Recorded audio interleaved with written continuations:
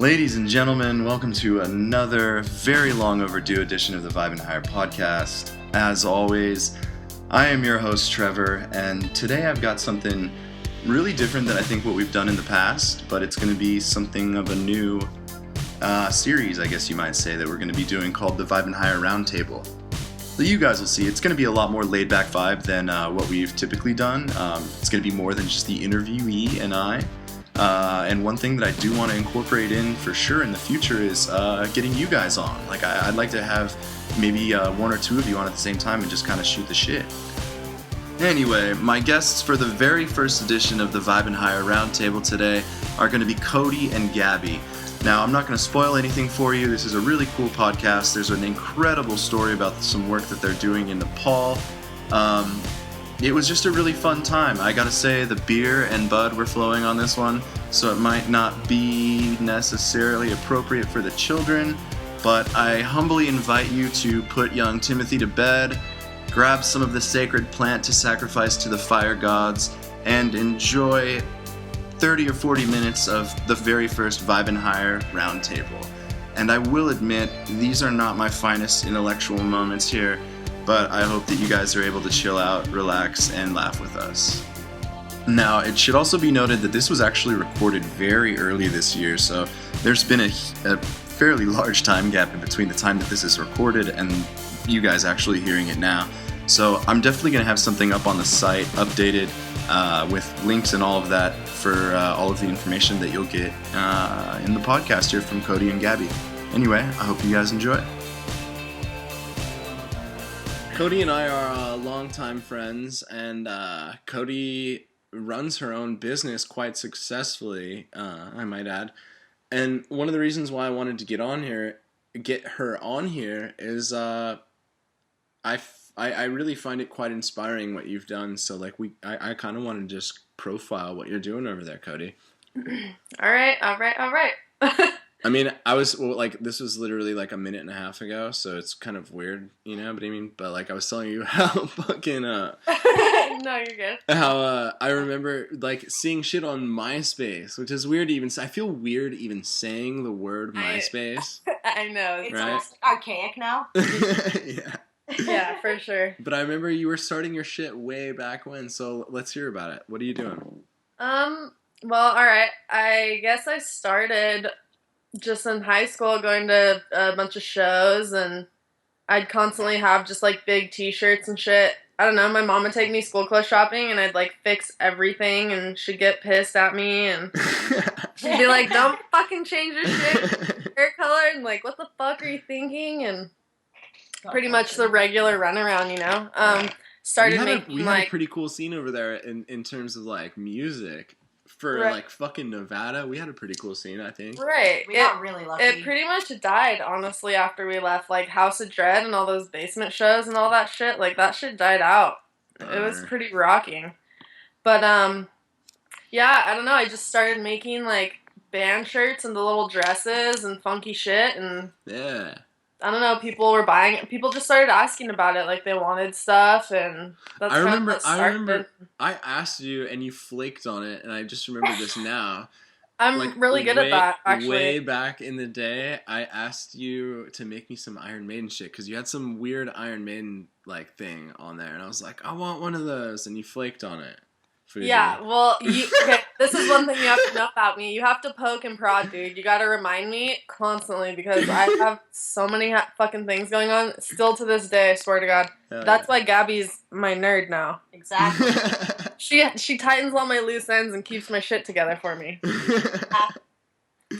Yeah. Anyway, I want to keep hearing about it. So tell me about these. Tell me about how the continued progress of what you're doing here. Okay, so I ended up getting hired by some arts collectives in Carson City to do some fashion shows, and I basically got to run through some thrift stores that were part of the project and take as much free stuff as I wanted and make new stuff out of it. And we had a fashion show, and that's the first time I got paid for something. Then the next year, she put me in charge of it, and I hired a bunch of artists, and we kind of just threw our own thing. And after that, I don't know. It just really slowly evolved, I think. Like, It I kept seemed making stuff and, it has seemed to me that like Etsy has played a pretty big role in what you're yeah, doing. it Huge. really has. Like, I've been on there for a little bit and it took a really long time and it slowly took a long time to build up. I started going to a lot of festivals and meeting like all kinds of super amazing people and artists and like just random people that had connections to everything kind of. It's kind of a weird little scene and Well, man, started that's why getting I'm like that's why I've got like mad respect for Etsy and what Etsy is doing and right. allowing like the individual to get out there and like sell their art like that. Right. So yeah, like when I started going to festivals, I started really connecting with people and being able to give my Etsy thing out and making stuff more on my own. Yeah. I moved to California and kind of just gypsied around to a bunch of festivals and just met a lot of people, really. It's I where was you and just- Gabby met, I imagine. Or you guys met in Nevada, yeah? We met in Nevada, like Yeah. through our friends. Yeah, Gabby had moved to Humboldt by this time. Yeah. It's so funny that you use the word gypsy because like when I think of like Gabby and Kodi, like the one word that would come to mind is probably gypsy. Like you guys just reminded me of two gypsies for sure. It definitely fits us. Yeah, Yeah. definitely. I mean, it's only a few years ago I really settled down in Grass Valley. Before then, I was just all over the place. I would renegade my clothes at festivals and just, set them up out the back of my car and trade people for drugs and just do all Yeah, kinds but of you've silly done shit. it, Kodi. You did it. You did it. You know what I mean? Like you're doing it. And then slowly, I don't know, over the internet I started, I was noticing like all these photographers and babes like covered in tattoos and was like, what's the deal with this? And I met this girl in my local area, well, kind of a few hours away from me in the Bay, Misty. She's Jellyfish Jones. And I don't know, like something sparked there. Throw out any plug you want, by the way. All right, for sure. Yeah. There's plenty. I just, that went really well. Like all of a sudden she wanted to use my stuff. She was a really well-known photographer in the area, Yeah. and in the alternative scene. And I don't know, like after a few years of doing that, I think starting to model also put a face to my clothes, and I think that it really helped kind of giving a face to my company. A lot of people want to know what I'm doing too, which for me Definitely. is really fucking weird, but No, You it's the coolest thing. The it's coolest cool, thing yeah. to me is to see, seeing you and like Gabby for sure modeling your pictures. That's dope, man. I think that you should for sure keep doing that.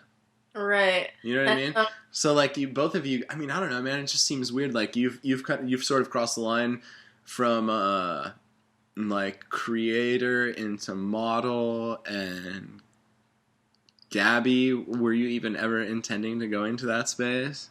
Never. Yeah. I still get super Well, uncomfortable. let's hear doing it, Gabby's but- story. I hate to call her out, but we're gonna go Oh, into man. this a little I would love to hear it. Gabby's super interesting.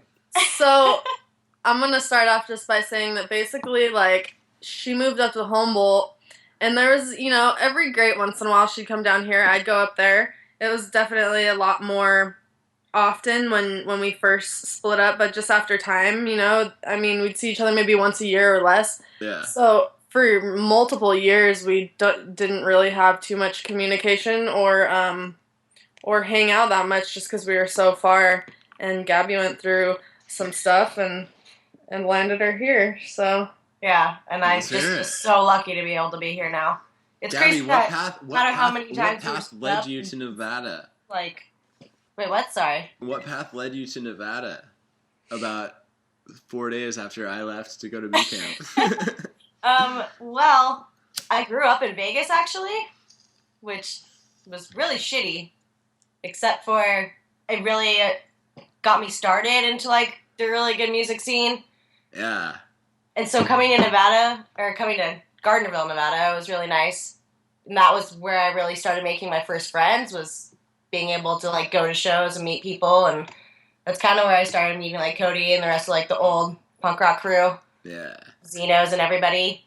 And yeah, I just asked my mom one day, I was like, can we not live in this giant, horrible, terrible city anymore in like a small town? It is It's so bad. Everywhere is bad though. It's like a hometown sickness. And in retrospect now, it's like, you know, it doesn't really matter where you are. It's just how you decide to make choices and live your life. So, yeah, I'm moving to Gardnerville is the best thing I could ever done in my life, though. And, you know, that's where I made my best friends who are my family now. And the and then didn't you guys kind of like followed each other to California, and didn't you get like your degree at like Humboldt fucking University or some shit? Yeah, I actually lived in Gardnerville for about a year. Which is crazy because that's still home to me. Yeah, fuck. I mean, I don't know, man. I hate Gardnerville, but I love Gardnerville. It's such a weird thing. Exactly. I think that's how everybody who finally escapes Gardnerville feels.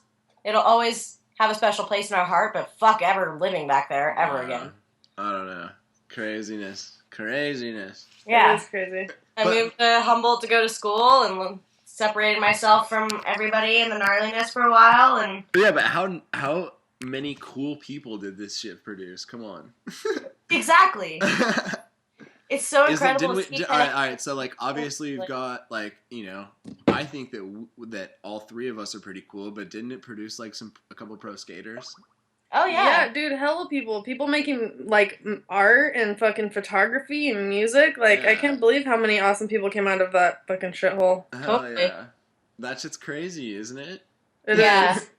But it's so amazing to see, like, people finally doing something for themselves and not being stuck somewhere where it's so easily to be stuck, because there's still a lot of really cool people that could do amazing things with opportunities that they choose not to. That is my whole point in doing this podcast, because, like, I see, like, what you guys are doing and what Kodi's done and all of that shit, and I want everyone to know that they have that power. You know what I mean? Absolutely. Like, I don't even fully believe that I'm where I'm at. You know what I mean? Like, I don't even, like, I don't know, man. It's weird. It's weird for me. I've told you guys that. Like, I told you about the conversation that I was having earlier on the phone. Like, it's weird, man. I don't believe that I'm here. I don't believe that I talk to the people that I talk to. You know what I mean? And I want everybody to fucking feel that. Yeah. I feel that for sure. Yeah. I really resonate with how... Fuck, what were you just saying? You were saying something about...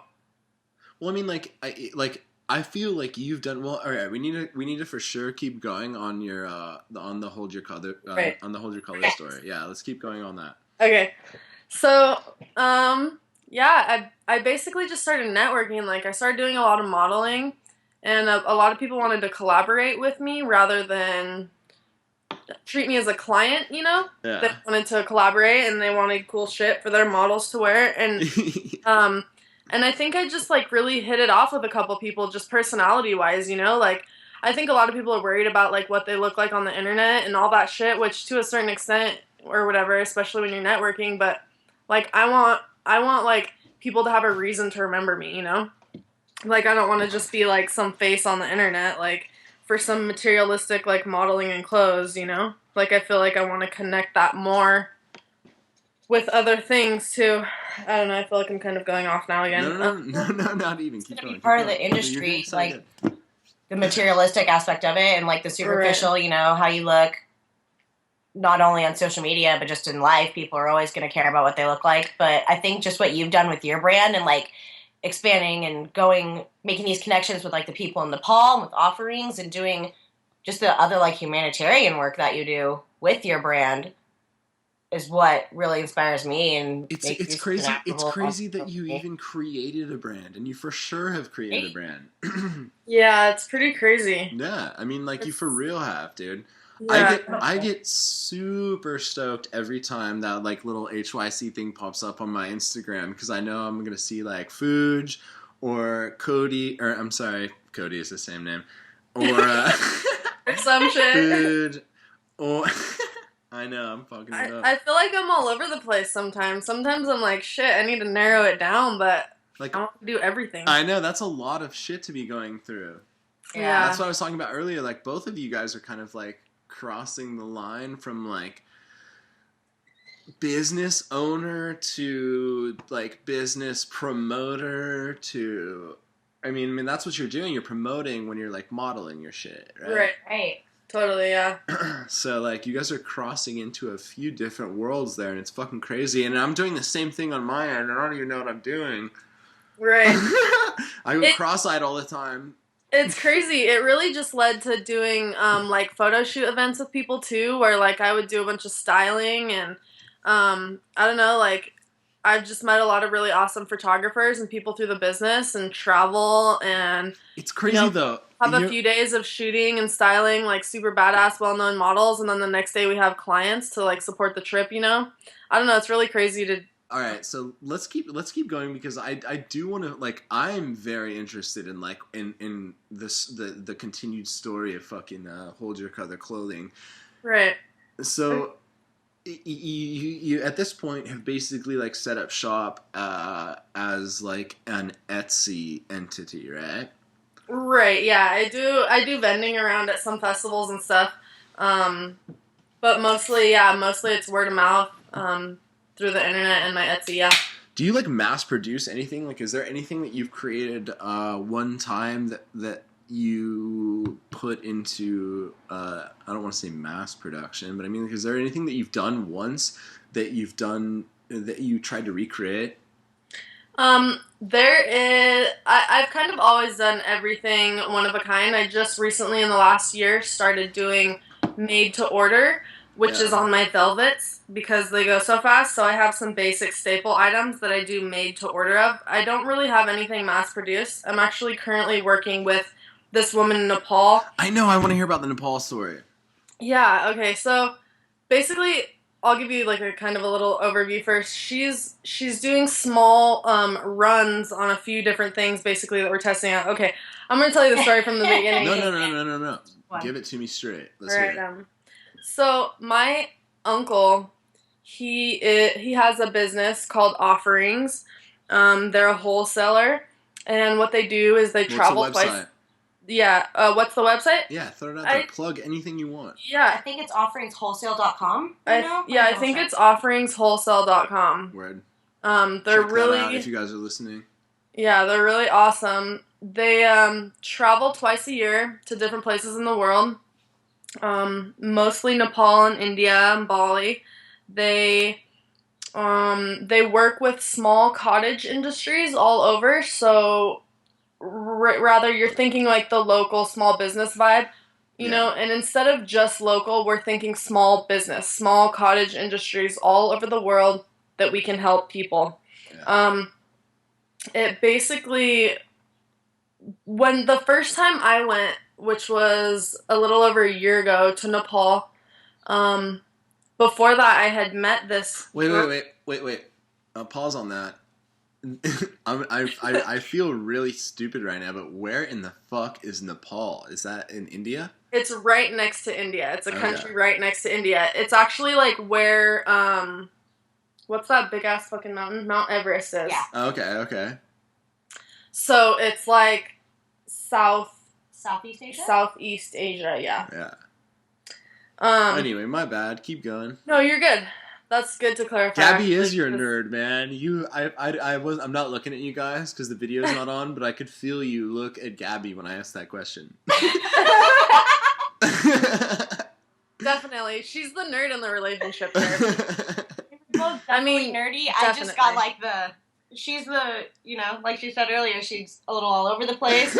Also for the creative aspect. She's the right brain, I'm the left. I'm someone to bounce shit off of. Yeah. So, alright, back to the beginning my of the bad. story. Keep going. Through my uncles who own that business, they were wandering through the streets of Nepal one day and literally randomly met this woman who owned a store and told them her crazy ass story, which didn't even sound real at first, and then after connecting with her for a long time, they realized it was. So basically her story is she's a 23-year-old woman. She's 3 years younger than me, who lived in India. Long story short, she basically begged her brother to take her away from India and take her to Nepal. Long story. Keep going. Yeah, take her to Nepal. India was like a really small village and very, very strict on the way that the town is and their religious views and stuff. So when she got taken to Nepal, Kathmandu is kind of a bigger city. Yeah. for them anyway, which, again, long story short, she got her brother to teach her how to sew and do all this stuff, so she finally got a job and everything. So when I met her over the internet, I Skyped with her. She told me this. I sat on Skype for 2 hours with her. She told me this incredible story about her growing up, and basically where she was at was within 6 months she was supposed to be part of a forced marriage. This is when you met her? Right. So in 6 months she was supposed to have this marriage from when I met her. That's crazy. A forced marriage is even a crazy idea. It's insane, but they're Muslim, you know, and just the overall lack of free will that women really have over there. They really have no choice. Can either of you like even comprehend like not having that fucking? It's truly unfathomable. I couldn't imagine.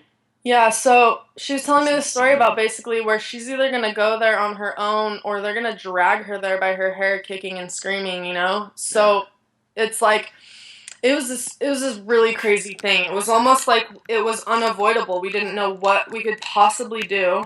I was going to be able to get there before she was supposed to be married. So I started a Kickstarter and I raised some money to take over there to get some stuff made by her. Man, I had no idea about this Kickstarter. I wish you would have told me. Yeah, it was. I know beyond the shadow of a doubt that there's a ton of our listeners that are listening to this right now that would have donated to that. Yeah, and actually it goes a lot farther than that. So, I went there for the first time. I had her, the only thing I mean, if you want to say mass produced, I got like maybe 100 shirts made, but they're just plain tank tops I was going to have printed on all differently.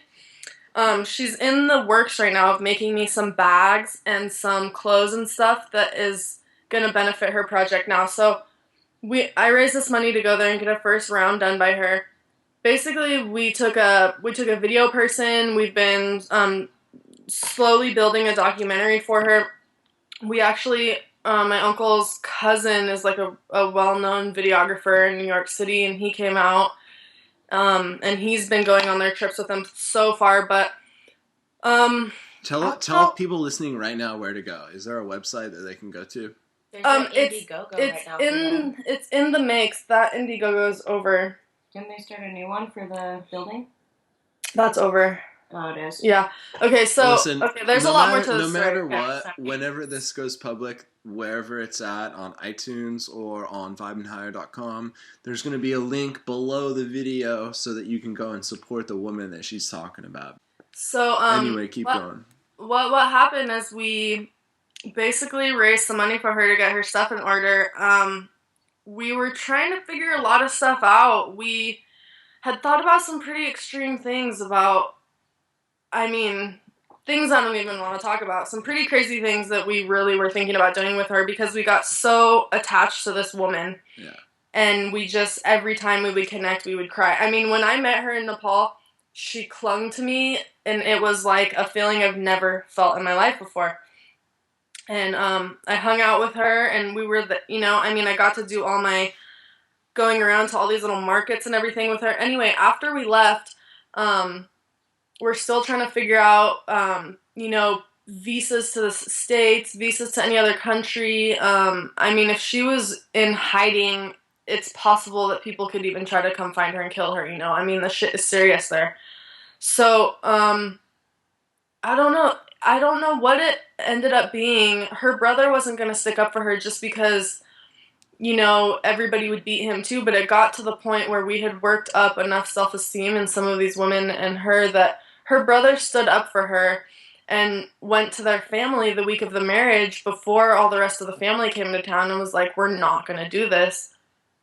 And I think her mother had just seen the signs because it had been 6 months of us trying to figure this out, And, it's crazy. It's crazy to me that this even goes on it's insane. Our world. We barely lucked out in the sense that we basically talked her family into giving them money, the husband's family, giving them money to not marry her, basically bribing them. Crazy. That's crazy that this even goes on. It's crazy that this even happens. This sounds like some medieval shit. We got Yeah. really lucky with this That's situation. a very rare situation, though, that Although happens.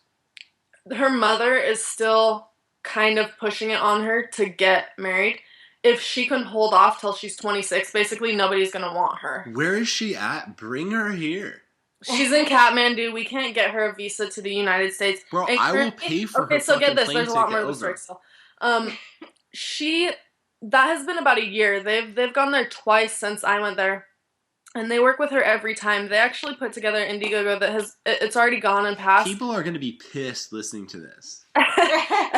I mean, there's slow things we can do. So, we're constantly working with her. It's not like our story is done with her. So, she basically, they put another Indiegogo for her. It did so well. They're a bigger business. They got a lot more people to put more money together after she was the first woman in her village in India to ever say no to a forced marriage, ever, which is huge. I mean, to me, those women over there, they don't have all these people to look up to in this history of, women saying no before. Like, this is her. Like, my friend Nazreen, like, this is her. This came from her fucking heart. Like, she somewhere in the universe, like, grasped this idea that wasn't right, how they treated women over there, Yeah.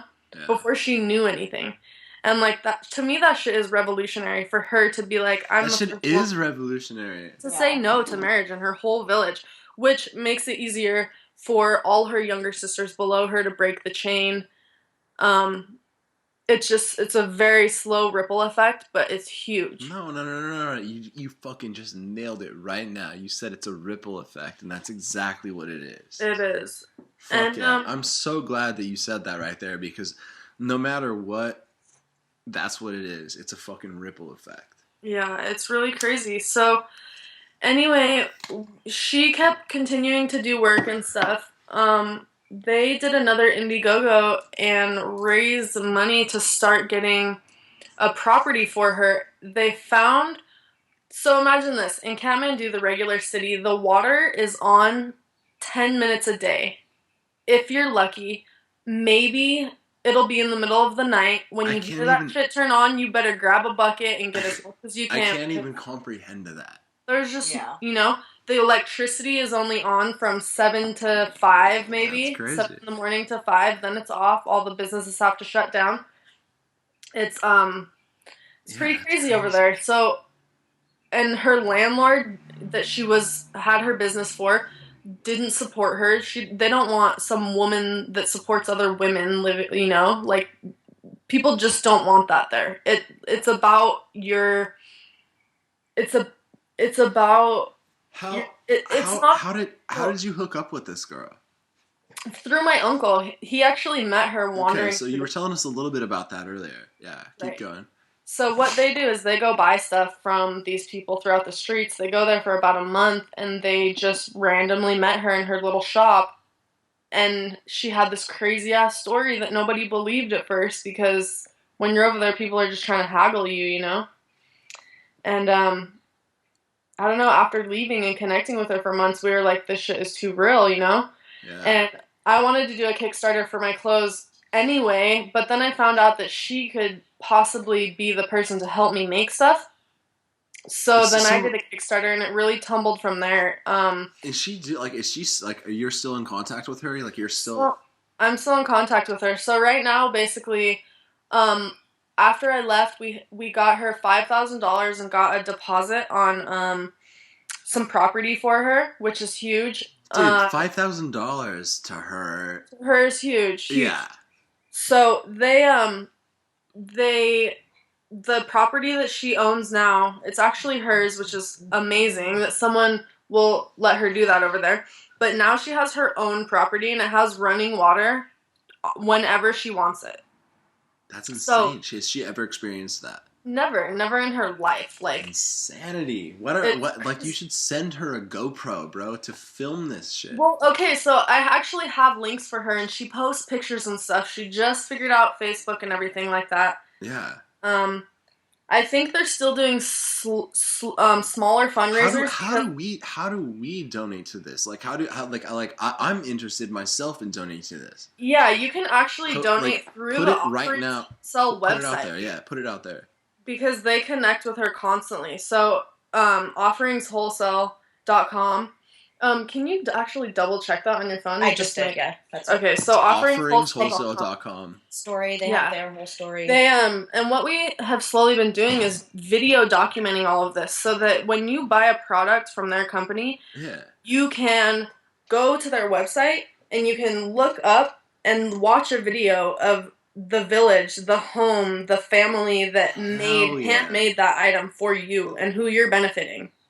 You know? That's what we're stoked on. That's what people want. You know what I mean? That's huge. So huge. I'm like all over the place, sorry.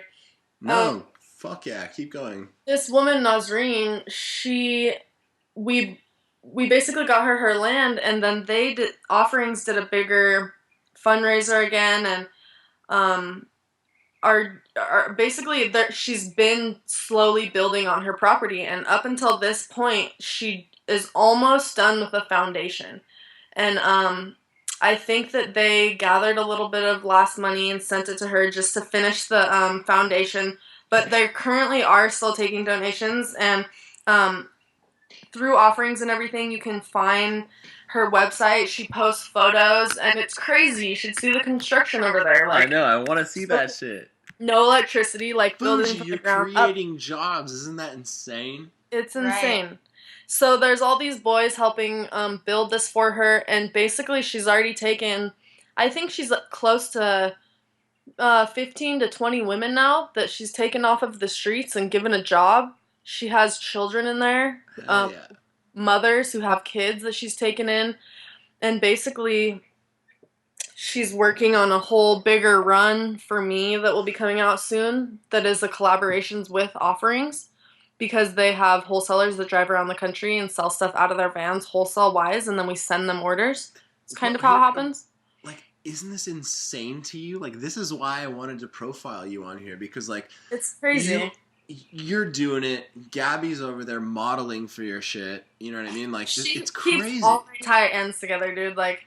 I've never had to, I've been searching for a long time trying to find someone that, can help me in that area, and, she's just the perfect nerd. She's she can get Aren't you guys stoked on it though? What the fuck, man? I'm and nerding out. She definitely keeps my shit together. And I have to keep I nerd out and I kind of do my thing and I have my podcast and all that stuff. You know what I mean? But you're just living it. You know what I mean? That's fucking sick, man. Both of you guys. Yeah.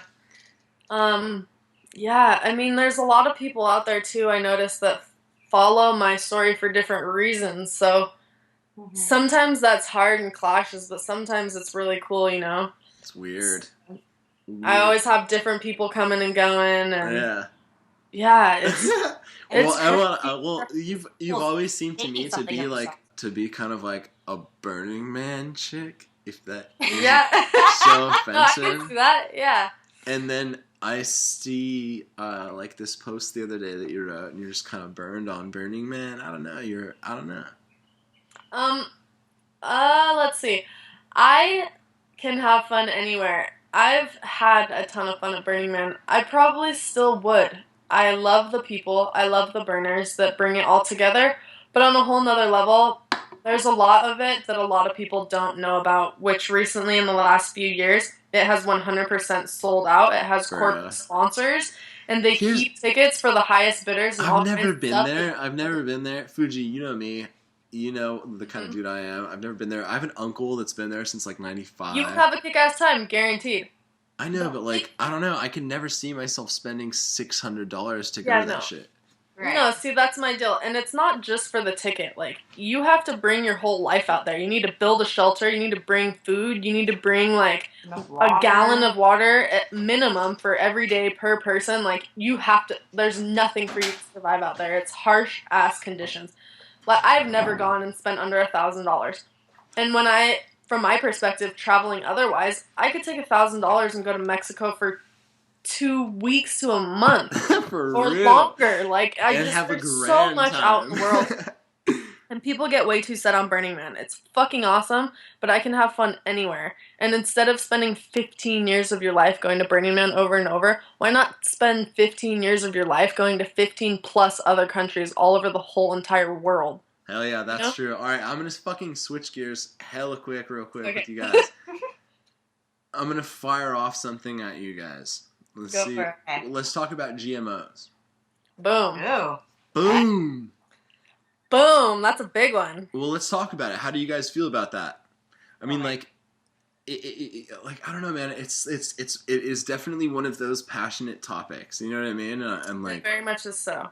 yeah, I feel like I should start off by saying the town that I live in is very conscious. It's kind of like a humble. wait. atmosphere. Where are you guys at? Where are you guys at? Just for the record. Grass Valley, Nevada City area. All right, so right around Northern California, kind of like hippie zone. Right. Mhm. Sorry, my phone's ringing. Definitely. My bad. So Anyway, yeah, keep it's going. like- My bad. It's very like Mendo Humboldt style here, except for it's different. It's originally a very conservative place, actually. Yeah, well, But- California is very conservative. People don't like understand that, but yeah. Definitely. Yeah, but overall, it's just like when you come into the town, half of the population has dreadlocks. So it's weird to think What landed both of you girls over there, man? Because like, all right, I left Gville right after high school, and I went to the military, and then you guys meet up not long after that, and then somehow you end up in Northern California, like in a town that I've never even heard of, Fuji. Yeah, which is because it's maybe 2.5 hours from Gardnerville. My family lives here, so I've visited my family. Doesn't for your some dad time. still live in Gardnerville? Yeah, my dad still lives in Gardnerville. He runs that martial arts school. Yeah. Yeah. Yeah. By the way, Fuji is a legit badass. Hell yeah. Anyway, keep going. All right. Where was I at here? You tossed me. I know, I did What was toss I you. talking? Oh yeah, my family lives up here. Yeah. My grandfather. For how much we didn't connect. I mean, we did. I mean, we didn't. He was just getting older. I was younger. Anyway, I came here and I got to spend about a really good year or two with him before he slowly passed away. And I really connected with my uncles here who are closer to my age. And made really good friends with them. And I knew I wanted to move here. And I don't know why. It's just beautiful. You'll know as soon as you come into the county I know, I've never someday. been there. I've never been there. You'll just love it. I see some of your pictures, and I do get a little bit of envy because it seems like you're over there like walking around some fucking like Lord of the Rings fucking crazy. Pretty much. Yeah. So, yeah, I mean, okay, so going back to GMOs, what I was going to say is basically this town is very conscious of that. We have like a really awesome co-op. Good. My friend, Consciousness is what we want. Right. my friends, actually, my really good friends, actually, the guy who owns the business with my uncle, who owns Offerings Wholesale, they help throw the No GMO event that we do every year here, where we parade around town and protest GMOs. But this town is pretty conscious of things like that. There's a ton of farms, organic farms, and stuff around here, so I'm actually really, really lucky to be part of a community where I can partake in local, non-GMO produce almost constantly. Is that what you eat? Yeah, Oh yeah. as much as I possibly can. Our county just passed an ordinance where people who cook out of their kitchens can get a certain permit and actually sell to the stores now, which they haven't been able to do in the past. It's always been really hard.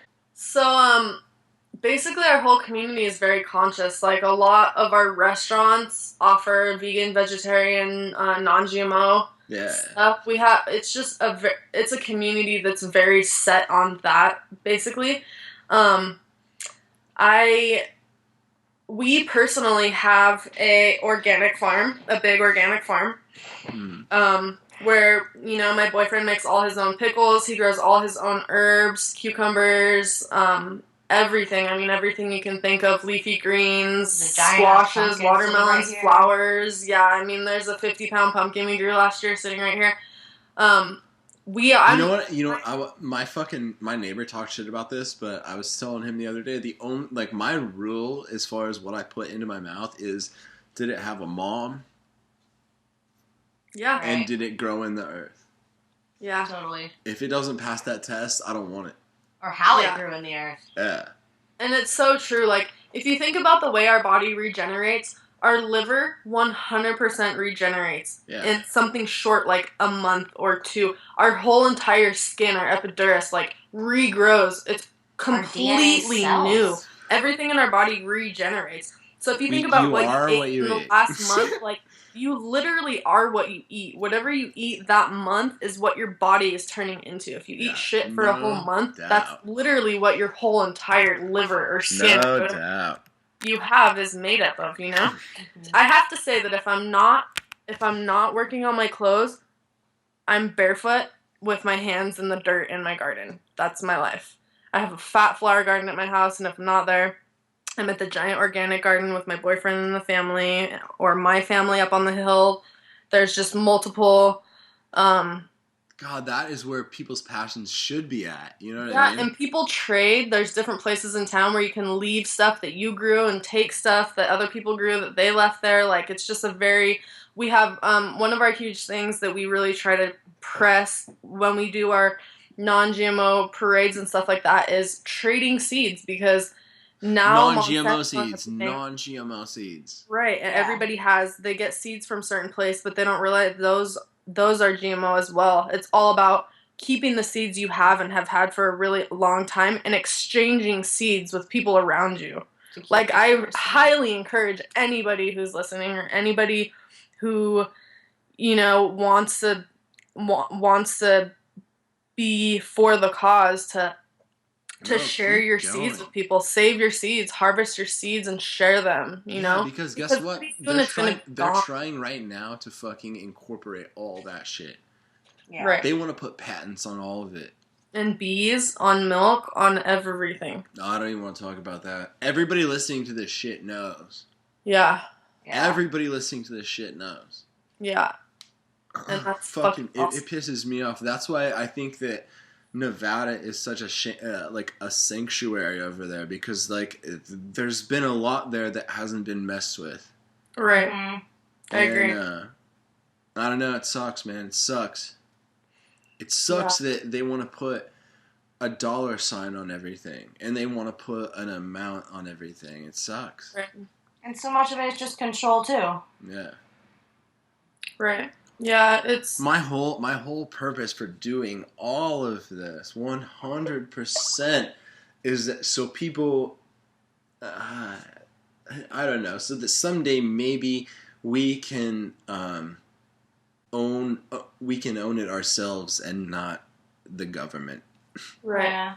I mean, what I really resonate with that you just said too is like one of my hugest things that I constantly repeat, my mission statement above everything is that if we keep building as an underground society, like, people don't realize that, like, I can only do what I do because you do what you do. If you think about it, just as an example in the festival scene, I mean, we're not related in any way, but what the DJs do, what the musicians Fuji. What the people who put it together, what I do. I've never even been to a festival. If you stay true to your own self, like, a lot of people give up their own dreams and feel like they have to fit into a society. And what I say is, fuck that. Do whatever you want to do. Because you staying true to you helps me be able to do what I do. And if we keep building the underground, before we know it, the fucking underground is going to take over. We're fucking young, and there's smart people. You're right. We are taking over. We fucking start a revolution, dude. We are fucking taking over, and we are... Dude, that's the craziest shit, is that we're in the throes of, like, the craziest time of all time, dude. I know, it's crazy. And, like... Even like I said, we have a corrupt ass government, but we're literally about to watch that shit get overthrown. Right. You know what I mean? And if we don't realize how interconnected we all are really in this underground, like doing our own independent things. Like, people may not understand, but there's little connections to be made, and one tiny fucking spark will connect all kinds of things. You know, it's just about like linking those tiny little fucking spider webs that people don't really realize, and I'm making super stoked on it. fucking underground electric fucking shit. It's funny that you said electric because back in the MySpace days, your like clothing company was Electric Daisy, wasn't it? Yeah, electric Kool-Aid. Electric Kool-Aid, that's right. Electric Kool-Aid. Drink the Kool-Aid, dude. Back in the day, dude. Yep. I'm all about that shit. Right on. Well, I'm stoked on this. I'm stoked on the conversation that we've had. People have to remember that too. Like, you know, I mean, it might be easier said than done, and people know it, but like, you gotta stay true to yourself. Like, For real. You have to For real. be unique and be you, and try to fucking do your dreams. Like, you cannot conform and try to like be someone else because that's what other people tell you. Because I'll fucking tell you, all over the country, all of other countries all over the world are not like here. Like, America is a fucking private school. We do shit a lot differently. Like, shit is not like this other places. You Straight survive. up. You get by. Handstand. Like, you don't Fuji. have to do shit. Give like, it to them. Fucking tell them right now where they can buy your shit. It's etsy.com/holdyourcolor, ain't it? Yeah. She's actually, about to buy holdyourcolor.com. Yeah, hycclothing.etsy.com. Hell yeah. Yeah, and facebook.com/holdyourcolorclothing. All right, Gabby, come at us. Tell us where you're at. I truly can't express the gratitude and like amazing, admirable feelings I have for just being able to work for my best friend every day, who is one of the most incredible human beings on the planet. Besides how both of you are amazing. She really is. And if it wasn't for Kodi, I definitely wouldn't be in this amazing place that I am now and feel so empowered to be able to not only do things for myself, but to be able to connect with others to just make everything even bigger and better. Yeah. Are you guys ready for it? Yeah. Shout out to Bill Nye. Love you, dude. I gotta wait Hey, till Bill Nye might listen to this. Anyway. I hope you guys enjoyed that as much as I did recording it. It was really fun. I'm looking forward to doing them in the future, and it was something that I really wanted to put out because it really gives you guys more relaxed and perhaps geographically challenged version of me. Yeah, and that's what it's all about. But the message that I hoped to get across was that, you know, as cheesy as it sounds, any one of you out there can do absolutely anything that you want. If you want to do a podcast to affect some positive change in the world, if you want to make your own clothing line and end up, you know, doing wild, crazy work in fucking Nepal, you can do it. Damn, get in touch with me on the site. I'll help you make a podcast. Let's change this world together. I also wanted to let everybody know how excited I am to be back. There are a few unedited podcasts. This was one of them. So there's going to be material coming out. I'm actually working on getting a couple more interviews, and I'm really genuinely excited about getting back out there and joining you guys in the fight. Happy holidays to everybody. Enjoy yourselves. Most of all, be safe. And we'll catch you next time on the Vibin Higher Podcast.